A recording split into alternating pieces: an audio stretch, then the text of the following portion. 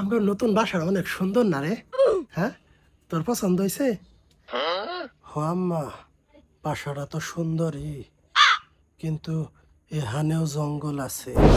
তার মানে ওরা এখানেও আছে। কি কষ্ট এগুলা! রাত 12টার পরে যখন কারেন্ট যাবো গা, ওরা আইব। কার আইব? আমার, তোমার, আব্বার রক্ত খাইব। ওরা এখানেও আইব। কষ্টাকে কার আইব? দেখছো, খালি বই দেখাইতেছে। কার আইব? মশা।